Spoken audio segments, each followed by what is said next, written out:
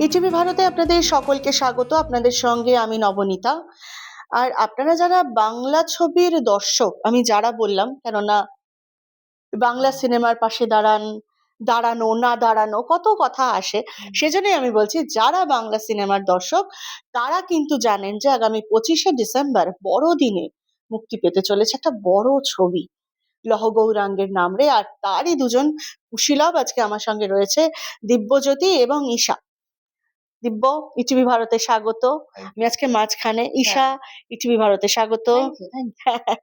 আমি প্রথমে গৌরাঙ্গের কাছেই যাই। কেমন আছো বলো, একটু সবার আগে এটা জানবো। আমি ভালো আছি, তুমি কেমন আছো বলো? আমিও ভালো আছি। আজকে তোমাদের সঙ্গে দেখা হয়ে আরো আরো বেশি ভালো আছি। এই যে গৌরাঙ্গ হয়ে ওঠা, নিতাই হয়ে ওঠা, সেটার জার্নিটা একটু জানবো। যখন প্রথম অফারটা তোমার কাছে গেল, বা কি প্রসেসে এগোনো হয়েছে, অডিশন না কি কি প্রসেসে, সেটা একটু জানবো সবাই। দেখো, গৌরাঙ্গ বা নিতাই হয়ে ওঠা আমার পক্ষে তো সম্ভব নয়, কারণ উনি তো উনি আহ, ওনার মতো মতো আর কি। আহ, সেটা ছবির জন্য হোক বা যে জন্যই হোক, আমি চেষ্টা করেছি আমার মতো থেকে। শুরু থেকে যদি জার্নিটা বলা হয়, আমার শুধু আর কি মানে নিজেকে প্রিপেয়ার করার মধ্যে শুধু মেন্টাল নয়, ফিজিক্যাল জার্নি ছিল। তো ওটা আমার কাছে একটা বিশাল বড় চ্যালেঞ্জ ছিল। আমার শুরুটা হয়েছিল, আমার কাছে ফোন আসে, সৃজিত দা ডিরেক্ট ফোন করেছিল আমাকে।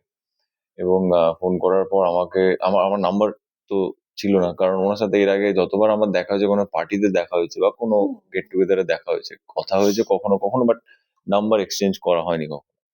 তো আমার কাছে ওনার নাম্বারটা ন্যাচারালি সেভ ছিল না। তো উনি যখন ফোন করেছিলেন, আমি ফোনটা ধরলাম 2024-এর নভেম্বর ডিসেম্বর এরকম টাইমে। আমি ফোনটা ধরলাম, তো উনি বললেন যে আমি সৃজিত মুখার্জি বলছি, আমাদের একটা ছবি আসছে লব গৌরাঙ্গের নাম রে, তো এই ছবিটাতে অনেকদিন ধরে কথাবার্তা চলছে। তখন আমি মনে এলো যে 2021 আমি পেপারে পড়েছি, তখনও চৈতন্য ওয়াজ ডিসাইডেড যে কে করবে, কোনো ডিসাইড হয়নি। 2024-এ আমার কাছে অফারটা এসছে, এবং সৃজিত মুখার্জি নিজেই ফোন করেছিলেন। বললেন যে আমরা চৈতন্য ভাবছি, এই এই ব্যাপার, রোগা হতে হবে, ওরকম দেখতে লাগতে হবে। তো উনি প্রথম এই শব্দটা বলেছিলেন যে রোগা হতে হবে, দেখতে হতে হবে ওরকম, কতদিন সময় লাগবে। আমি 4-5 সেকেন্ড পজ নিয়েছিলাম, প্রসেস করছিলাম নিজের মধ্যে যে হ্যাঁ, সৃজিত মুখার্জি ফোন করেছে, সৃজিত মুখার্জি ফোন করেছে। আমার মনে হয় না তখনো কতদিনে হতে পারে ভাবছিল, তখনও ভাবছিল যে এটা কি হচ্ছে, এটা কি সত্যি স্বপ্ন দেখছি নাকি সত্যি হচ্ছে, এরকম এরকমই মনে হয়েছিল। তো আমি বললাম যে স্যার, মানে 3 মাস তো একটা মিনিমাম টাইম লাগবে, 2.5-3 মাস তো লাগবেই, তার আগে হবে না। বলে ঠিক আছে, করো, আমরা শুটিং জুনে শুরু করব। তো তারপর থেকে আর কি ওই প্রসেসটা চলতে থাকে। ধারাবাহিকের শুটিংও একদিকে চলতে থাকে, আমার অনুরাগের ছোঁয়া শুট চলছিল। আহ, সেভাবে আমার এদিক দিয়ে স্টাডিও চলছিল, প্লাস হচ্ছে আমি মেন্টালি প্রিপেয়ার হচ্ছিলাম, ফিজিক্যালি প্রিপেয়ার হচ্ছিলাম। ওটা করতে করতে সেটা তখন অনুরাগের ছোঁয়া চলাকালীন আমাকে সবাই বলছিল, এই তো রোগা হয়ে যাচ্ছে কেন, এ কি অসুস্থ, এ কি খায় না। তখন আহ, মানে যখন নিউজটা বাইরে আসে যে হ্যাঁ এরকম একটা চরিত্র করছে, সিনেমাটা করছে, তখন অনেকে বুঝতে পারে আচ্ছা আচ্ছা এই হচ্ছে কেননা ব্যাপার। তুমি তো লুকিয়ে রেখেছো সবার কাছে, হ্যাঁ, বলতে কারণ পারছো না। বলা বারণ ছিল, বারণ। বলা বারণ ছিল, আমি কি করব। ঠিক তাই, ঠিক তাই, একেবারে তোমার দিক থেকে তুমি একেবারে ঠিক। এবার ঈশার কাছে যাব। ঈশা পরিচালক এখানে, পরিচালকদের সঙ্গে কাজ করা, পরিচালকরা তোমাকে বলে এটা করো ওটা করো সেটা করো, মানে করো ইন দ্য সেন্স শর্ট। আর এখানে তুমি পরিচালক, মানে কিরকম লেগেছে যে একটা সেই সময়কার গল্প, সেখানে আজকের প্রেক্ষাপটে তুমি এই চরিত্রটা তোমার কাছে কিভাবে স্পেশাল?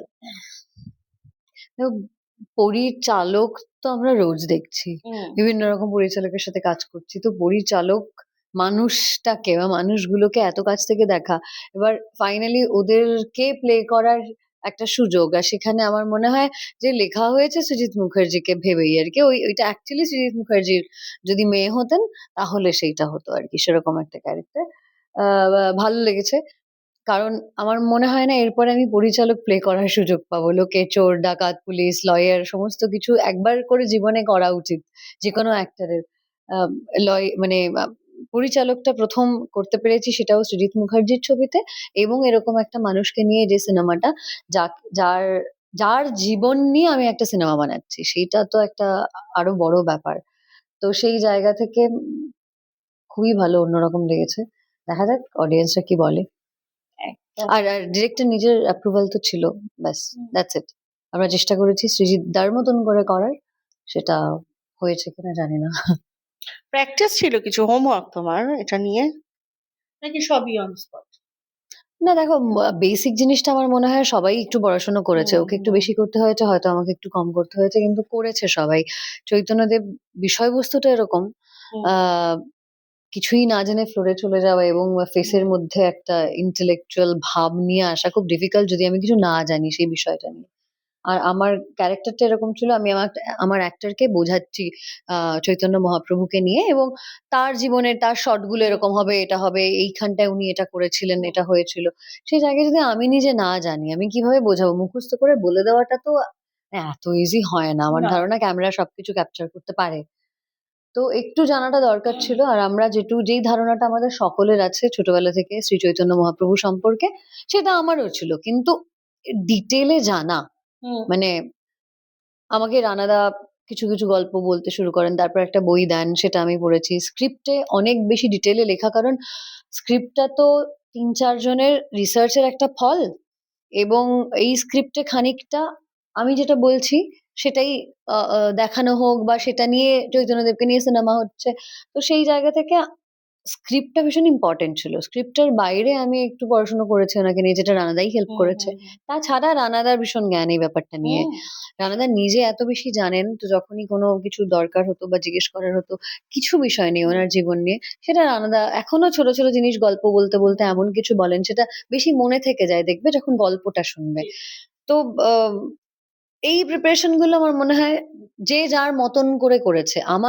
আহ, আমার ধারণা ওদের ফিজিক্যালি, মানে যেহেতু ওদেরকে দেখতে লাগার রেফারেন্স ছিল ওদের একটা, সেটা যেমন ডিফিকাল্ট, সেটা আবার একটু ইজিও। হ্যাঁ, মানে মানে ওদের ক্ষেত্রে হয়েছে, আমার ক্ষেত্রে রেফারেন্স নেই। রেফারেন্স যদি ধরে নিই তাহলে সেটা সৃজিত মুখার্জি, এবং একজন পুরুষ আর নারীর মধ্যে ডিফারেন্স আছে, সেইটুকু যেটুকু নেওয়ার সেটুকু নিয়েছি। আমার চরিত্রে কোনো রেফারেন্স নেই আর কি। হ্যাঁ, তো যেটুকু নেওয়ার ওইটুকু করেছি।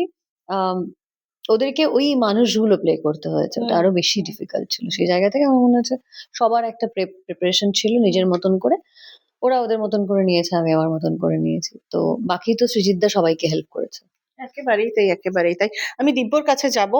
দিব্য, তুমি তো এতক্ষণ ধরে যেটা বলে যে চেহারা নিয়ে, সেরকম মানে নিতাইকে আমরা যেভাবে জানি সে খুব রোগা, যাই হোক সেটা তোমার একটা জার্নি ছিল, কিন্তু তার যে হয় না যে চোখে মুখে একটা যে অন্য রকমের ভাব, সেটা আনা নিজেকে, যদিও দিব্য নিজে এমনিতে ভীষণ শান্ত, এবং ওর এমনিতেই একটা আছে, একটা চোখটার মধ্যে আছে, কিন্তু ব্যাপার দর্শকও জানে সেটা, তবু সেটা নিজের মধ্যে ভেতর থেকে সেটাকে আত্মস্থ করাটা কিরকম ছিল জার্নিটা, বা কি বলবো, অনুশীলন যাকে বলে? দেখো, প্রথম থেকে আমি এটা চেয়েছিলাম যে আমি যার চরিত্র প্লে করছি তাকে যেন আমার মতো দেখতে লাগে, সেটা যেন বিশ্বাসযোগ্য থাকে সেটা। এবং তার জন্য আমি আহ সৃজিতদার কাছে গিয়ে আমি এটা জিজ্ঞাসা করেছিলাম যে ওনার গলার স্বর আমি কিরকম রাখবো, কারণ আমার এই ভয়েসটাই রাখবো নাকি কিছু করব। কারণ কয়েকটা ফেজ আছে, উনি যখন 30 বছর বয়সের হয়েছিলেন সেই ফেজ আছে, উনি যখন শ্রীহট্টে গিয়েছিলেন সেই ফেজ আছে, যখন ওনার বিয়ে হয় সেই ফেজ আছে। এবার আমি না কিছু জায়গায় কনফিউজ ছিলাম। আর একটা সিনে যেখানে উনি খুব খুশি ছিলেন, তো সেখান থেকে উনি দুঃখের দিকে যাচ্ছেন, এবার সেখানে মডিউলেশন কি থাকবে, তা আমি ওনাকে জিজ্ঞাসা করেছিলাম, মানে সৃজিত দাকে। তা উনি বললেন যে কোনো অডিও রেকর্ড আছে, রেফারেন্স আছে, ভিডিও রেকর্ড আছে, ফুটেজ আছে। বললাম 500 বছর আগেকার অডিও রেকর্ড ভিডিও রেকর্ড কোত্থেকে হবে? তোর রেফারেন্স হচ্ছে তোর আগে যিনি প্লে করেছেন তিনি, মানে লোকে ওনাকে দেখে অভ্যস্ত, মানে সেইটা থেকে যিশু বা এর আগে আরেকটা ছবি হয়েছে, তো সেইগুলো হচ্ছে অ্যাকচুয়ালি লোকের মাথায় আছে বলে না, সেখান থেকে শুরু অ্যাকচুয়ালি ডিফিকাল্ট, ভীষণ তুলনা চলে আসে, তুলনা চলে আসে। হ্যাঁ, মানে তো এবার বললো আমি বললাম না, আমি এইসব রেফারেন্স কোত্থেকে পাবো? আমি নেই আমার কাছে রেফারেন্স, এই মানে এইগুলো ভিডিও ফুটেজ নেই, সম্ভব নয়। বলছে তাহলে তুই নিজের মতো কর। বাহ, এখানেই তো সবটা সহজ হয়ে বলে গেল। তুই নিজের মতো কর, ভুল হলে আমি বলবো। ঠিক আছে। বাহ, তো সেই জায়গাটা, সেই লিবার্টিটা, সেই স্বাধীনতাটা উনি আমাকে দিয়েছিলেন। এবং আমি আমার মতো চেষ্টা করেছি আর কি, সবটাই আমি আমি আমার মতো করে চেষ্টা করেছি। এবং আমি জগন্নাথকে বলে রেখেছিলাম যে আমি করছি, যাই বাকিটা তুমি দেখে নিও, আমার দেখা দরকার নেই। ডিল ভাই Deal. ডিল। আচ্ছা, সৃজিত মুখার্জি কি খুব রাগী রাগী পরিচালক? ঈশা বলুক একটু। আমরা না আমরা খুবই ডিসঅ্যাপয়েন্টেড হয়েছি। আমরাও তোমার মতোই ভেবে গেছি, আচ্ছা ভেবে যাইনি, প্রচুর শোনা গেছে এর আগে যারা আমিও কাজ শুনেই করেছে বলছি। প্রত্যেকে বলেছে ভীষণ, প্রত্যেকে বলেছে মিন্স কি হয় এখানে ছোট ইন্ডাস্ট্রি, যখন অ্যানাউন্সমেন্ট হয়ে যায় সবাই জেনে যায় যে পরের ছবিটা করছি, এবং তারপরে সৃজিতা পরের ছবিতে কাজ করছিস, কৃষ্ণ রায় কিন্তু রেডি হয়ে যাবে, এরকম একটা ব্যাপার। আনফরচুনেটলি আমরা গেছি, এবং আমি তো ফেস করিনি ওর কথাও, আমি যতদূর শুনেছি না, আমার লোকে তো ডিসঅ্যাপয়েন্টেড হয়েছে না, আমরা তো ডিসঅ্যাপয়েন্টেড হয়েছি যে একটা একটা তৈরি করে গেছি যে বাবা তো খাবো বোধহয়, সেই জায়গা থেকে রেডি হয়ে গেছিলাম। বাট শ্রীজিৎদা কিছুই বলেন না, খুবই শান্ত শিষ্ট, এবং কিছুই বলেন না। আমি এক এক সময় বলেছি প্লিজ কিছু বলো, না হলেও বলো, হলেও কিছু বলো, মানে শ্রীজিৎদা বলে আরে তো হচ্ছে তো, আমি কেন বলবো কিছু। তো ওই জায়গা থেকে অ্যাকচুয়ালি পাইনি, আমরা শুনেছি এরকম প্রচুর। দীপ কি বলবে? আমি খুব লাকিলি কখনো বকা খাইনি। আমারও এরকম একটা ব্যাপার হয়েছিল যে উনি তো কিছুই বলছেন না, কিছু করছেন না, খুব খুব কম ইশারা গুড স্টাফ। এরকম হয়েছে। দারুণ হ্যাঁ, হ্যাঁ, হ্যাঁ, এরকম হয়েছে। হ্যাঁ, এরকম আমি দেখেছি ফ্লোরে। আর যেটা সেটা হচ্ছে বকা আমি খাইনি, কিন্তু বকা খেতে দেখেছি। উনি আমি তো যখন বাবা হ্যাঁ, খেতেও দেখিনি। আমি বকা খেতে দেখেছি বস। উনি কাউকে বকছিলেন যখন, সেটা আমি দেখেছি। আজকাল হচ্ছে ট্রোলিং এর যুগ, তাই তো? এটা প্রত্যেক মুহূর্তে তুমিও ফেস করেছো, বাংলা টেলিভিশনের মানুষ। হ্যাঁ, তো এই নিয়ে আর কথা বললাম আমরা না। অভ্যস্ত এগুলো। একদম একদম। হ্যাঁ, তো এই যে তুলনা চলে আসে, এইটা কিভাবে ভাবছো? কখনো টেনশন কাজ করে মনের মধ্যে, বা কাজের সময় করেছে? আহ দেখো, আমি প্রথমত যদি আমি এটা এভাবে দেখি যে আমাকে ওনার সাথে তুলনা করা হচ্ছে, মানে আমাকে যিশুদার সাথে যদি তুলনা করা হয়, এটা আমার সৌভাগ্যের বিষয়, কারণ আমাকে ওনার সাথে তুলনা করা হচ্ছে। তার মানে এইটুকু যোগ্যতা আমার আছে, মানে হয়তো মানুষ দিয়েছে সেই যোগ্যতা, তার জন্য তুলনা করা হচ্ছে। আর যদি ট্রোলিং এর ব্যাপারে তুমি প্রিভিয়াস যা যা বললে ট্রোলিং এর ব্যাপারে, দেখো ট্রোলিং এ আমি এখন কেঁদেও আটকাতে পারবো না, হাত জোর করেও আটকাতে পারবো না, আমি এটা এনজয় করলেও আটকাতে পারবো না, না। মানে এটা নিয়ে ভাবলেও তুমি আটকানো শ্বাস যাবে না। নিলেও ওকে ট্রোল হবে ফাইন, এখন, শ্বাস নিলেও ট্রোল হবে, কিছু করার নেই। ও যে বলছে না কিছু করেই আটকানো যাবে না, তো হতে দাও, ঠিক আছে। ঠিক আছে, কোনো ব্যাপার না, হচ্ছে হোক, আর একদম কি করা যাবে। একদম। মানে এখনো অব্দি আর হয়নি, মানে তুমি যেই কারণে বললে যে হ্যাঁ আমাদের অনুরাগের ছোঁয়া নিয়ে বহুবার ট্রোল হয়েছে, এবং আমি তখনও বলে যে ওকে ফাইন, ইটস ওকে, মানে তুমি খুব তারা সুন্দর করে ওটা হ্যান্ডেল হ্যাঁ, করতে পারো। মানে ঠিক আছে হচ্ছে তো, ঠিক আছে, কোনো ব্যাপার না। আচ্ছা, ঈশার হ্যাঁ। শুটিং এক্সপিরিয়েন্স যদি ধরি, এমন কিছু যেটা ভীষণ ভাবে মনে রাখার মতো? হ্যাঁ, একদম। যেটা ভীষণভাবে মনে রাখার মতো হচ্ছে আমার পুরীতে প্রথমবার যাওয়া এই শুটিং আচ্ছা, উপলক্ষে। ছোটবেলায় আমার কখনো যাওয়া হয়নি? না, আমায় ডাকেনি। সবাই বলে যে বাবা এবার ডেকেছে। জগন্নাথ দেব ডাকেন। তো হ্যাঁ। আমাকে ডেকেছেন, এবং আমি প্রথমবার গেছি, পুজো দিয়েছি। তারপরের দিন শুট করেছি পুরীর মন্দিরের ভেতর। মানে এটা তো লাইফ টাইম এক্সপেরিয়েন্স। আমার মনে হয় যে অনেকের জীবনে এটা ঘটেও না। ঘটে না কি, আমার মনে হয় ১ম ছবি হয়েছে। তো আমাদের পরে অনেকের জীবনে ঘটতে পারে, বাট আমরা ১ম। সো এটা দারুণ এক্সপেরিয়েন্স। এইটা ভোলার আমার মনে হয় না সারা জীবনেও ভুলবো বলে। ঈশার কখনো মনে হয়নি যে বিনোদিনী চরিত্রটা যদি পাওয়া যেত, বা মানে পরবর্তীতেও যদি পাওয়া যায়, তাহলে? হয়ে গেল তো। ২ জন, ৩ জন, ৪ জন, এছাড়াও স্টেজেও হচ্ছে। তো একই চরিত্র নিয়ে আমরা বারবার কেন করব? যেরকম ফেলুদাকে নিয়ে টানাটানি হচ্ছে। দরকার নেই।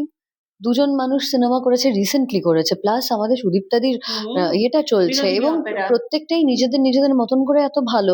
সেই সেম ক্যারেক্টার কেন করব? এই যে তুলনা তুমি বললে না, তো বারবার তুলনা চলে আসবে, দরকার নেই। আমি অন্য কিছু করব, বেটার কিছু করব মেবি। মেবি ওরকম না হলে, বিনোদিনীর মতো না হলেও ওরকম কাছাকাছি, ওরকম আমাদের এখানে তো এরকম হিরোজ তো কম নেই আমাদের হিস্ট্রিতে। আমরা আমরা এক্সপ্লোর করি না, বা করা হয় না। আর তাদেরকে করি এক্সপ্লোর। তো আম, আমার মনে হয়নি, অনেস্টলি বলছি। আর সেটা তাহলে ভাববোই কেন যে এই অফারটা আমার কাছে আসছে না, যতক্ষণ অব্দি আসছে আমি ওটা নিয়ে ভাবতে রাজি নই। না, প্রশ্ন তো হবেই এই না নিয়ে। তবু তোমাকে আমি বলছি যে এমন কোন চরিত্র যেটার জন্য ঈশা ভীষণভাবে ওয়েট করে আছে? অভিনেত্রীর তো একটা চাওয়া পাওয়া থাকে, এই যে আমার চাওয়া যে আমি এটা করব। না, এরকম কোনো স্পেসিফিক চরিত্র আমি তোমায় বলতে পারবো না, কারণ আচ্ছা। সময় চেঞ্জ হচ্ছে, লেখা চেঞ্জ হচ্ছে, যারা লিখছে তাদের ধরন চেঞ্জ হচ্ছে। আমার খুব ইচ্ছে করবে হাইওয়েতে আলিয়া যেরকম রোল করেছিল সেরকম করতে, গাঙ্গুবাইতে যেরকম। তো এগুলো তো মানে কোনো চরিত্র আমি আগে থেকে আমি জানি এগুলোর বাংলা হবে না, তো আমাদের এখানে এরকম ধরনের চরিত্র যদি কিছু লেখা হয় তাহলে যে কোনো চরিত্র করতে চাইবো ওরকম। আলাদা করে একটা চরিত্র এটা আমার মাথায় আছে, এটা যদি আসে তো আমি আমি ভাবিনি কখনো। অ্যাক্টরদের আমার মনে হয় সবকিছুর জন্য রেডি থাকতে লাগে। একদমই তাই, সো ঠিক তাই। হ্যাঁ। আর দিব্য, এমন কোনো স্বপ্নের চরিত্র বলো না, স্বপ্নের চরিত্র, যেটা ওকেও বলছিলাম, স্বপ্নের চরিত্র আছে কিছু তোমার? দেখো, আমি আপাতত যেই চরিত্রটা পেয়েছি সেটা হিরণ্ময় সুপার হিরো চরিত্র। একদম। হ্যাঁ, এবং আমি যার চরিত্র অভিনয় করার আমার সৌভাগ্য হয়েছে, সে মানে লেজেন্ড, হুম। সুপার হিরো, সুপারস্টার, যাই বলবে কম বলা হবে। হ্যাঁ, ডেফিনেটলি আমি সবসময় চেষ্টা করব, মানে আমি সবসময় চাইবো, মানে সবাই চাইবে যে আমার জীবনে ভালো চরিত্র আসুক, এবং আমি সেটা যেন আমার পছন্দ মতো হয়, এবং সেটা যেন ভালোভাবে ফুটিয়ে তুলতে পারি। তো এটা প্রত্যেকের খিদে থাকে। তো আমার মানে আমার যে কোনো চরিত্র, আমি ভালো চরিত্র হলেই হবে। দেখো, আমার এর মধ্যে বেশ কিছু কথা হয়েছে, এবং সেটা বড় পর্দা, ছোট পর্দা, ওয়েব সিরিজ। হ্যাঁ। আহ, তো আমি সবাইকে একটা কথাই বলেছি, দেখো 25শে ডিসেম্বর আগে ছবিটা রিলিজ হোক। আমি এটা নিয়ে এখন খুব টেনশনে, হ্যাঁ টেনশন বলতে পারো। আমি এটাতে ফোকাস করতে চাই এখন। আমি ছবিটাতে ফোকাস করতে চাই, আমি শুধু এই ছবিটাকে নিয়ে ভাবছি। ইভেন আমি যখন অনুরাগের ছোঁয়া করতাম, আমি তোমাকে বলেছিলাম, যে আমি ইন্টারভিউতেই বলেছিলাম যে আমি শুধু অনুরাগের ছোঁয়া নিয়ে ভাবছি, কারণ আমি এখন এটা করছি। তো আমি এখন লহ গৌরাঙ্গ করছি, আমি এখন এটা নিয়েই ভাববো, আমি আর কিচ্ছু ভাবছি না। আমি না এই প্রসঙ্গে বলো। ছোট মানে এটা একদমই এটা একটা ছোট গল্প, ওটা না বললেও হয়। মানে মনে পড়লো, ও বললো না যে আমার ছবিটা রিলিজ হোক। তো যখন প্রজাপতি বিস্কুট প্রথম হলো, হুম।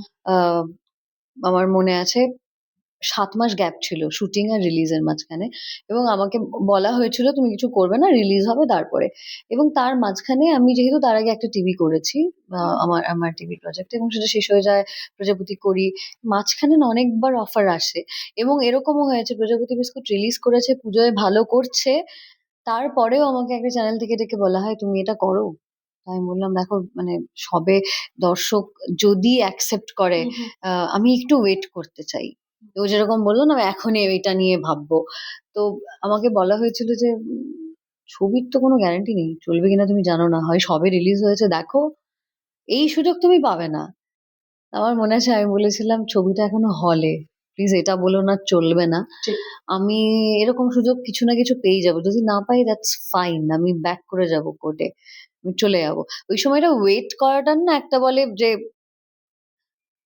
কিছু একটা আছে, তারপর থেকে টাচুড অফারের তো মানে তারপরেই গুপ্তধন, তারপরেই সোয়েটার, তারপর পর পর পর পর পর। তো ওই সময়টা নেই, ও যে এটা সময় নিচ্ছে এটা ভীষণ ইম্পর্টেন্ট। কি চায় জীবনে ডিসাইড করার জন্য খুব সময় লাগে, সিনিয়রদের মতন জ্ঞান দিচ্ছি, জ্ঞানটা নেই। ভগবানকে ডাকো কখনো কোনো কিছু নিয়ে, ভগবান এটা যেন আমার হয়ে যায়। সবাই করে একটু আধটু, আমিও কম বেশি।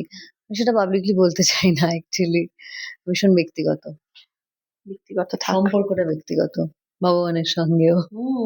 না, অন্য সম্পর্কের কথা আমি জিজ্ঞেস যে করছি কোনো না আজকে। সম্পর্কের ক্ষেত্রে, যে কোনো সম্পর্ক তুমি যেই সম্পর্কের কথা জিজ্ঞেস করবে, যে কোনো সম্পর্ক ব্যক্তিগত। সবসময় ইভেন তুমি আমাকে পাবলিকলি আমার বন্ধু করা সেটাও তোমাকে আমাকে বলতে শুনবে না।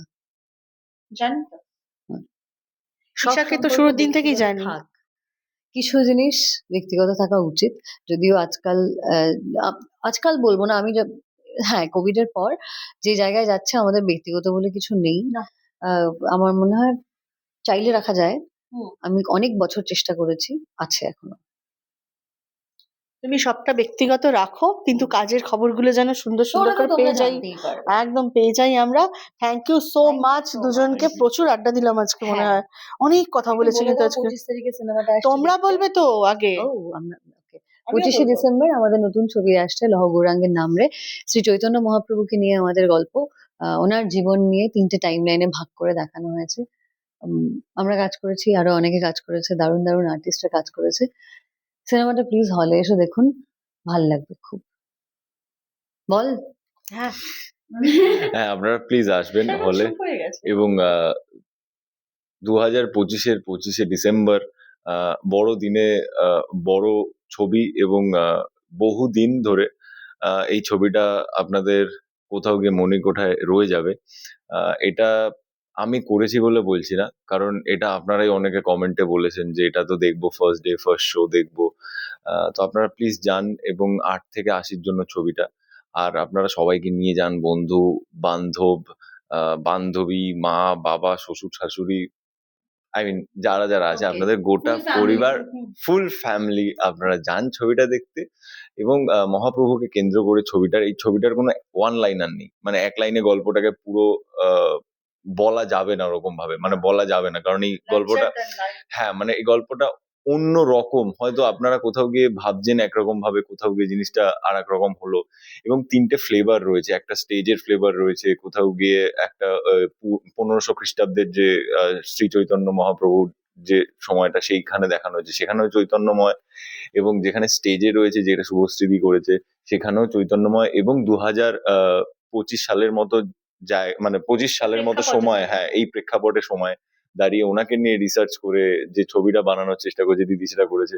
তো প্রত্যেকটা বিষয় ওনাকে কেন্দ্র করে, এবং এই যে 3টে আলাদা আলাদা সময়কাল একটার সাথে একটা যে কি মানে কিভাবে যে ইন্টারলিঙ্কড, এটা আপনারা ছবিটা দেখলে বুঝতে পারবেন। এবং একটা কনক্লুশন আছে, এবং সেটা আপনারা ফিল করবেন, আপনারা এনজয় করবেন, আপনারা আশাহত হবেন না।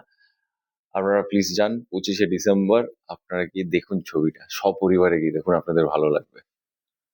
আচ্ছা, ঈশাও কিন্তু সবার কথা বলেছে, প্রেমিক প্রেমিকাকে নিয়ে যান বা প্রেমিকা প্রেমিককে নিয়ে যান, হ্যাঁ, কিন্তু বন্ধু বলেনি। বান্ধব বান্ধবী, আমি যাই হোক মানে সপরিবার। আরে আমি না শ্বশুর শাশুড়ি বলে দিয়েছি, মানে তাদের বিয়ে হয়ে গেছে। ঠিক আছে, বেশ, আমরা মজা করলাম, জাস্ট ভীষণ ভালো লাগলো দুজনের সঙ্গে কথা বলে, দুজনই ভীষণ আপনজন আমার। Nabanita Duttagupta report, ETV Bharat, Kolkata.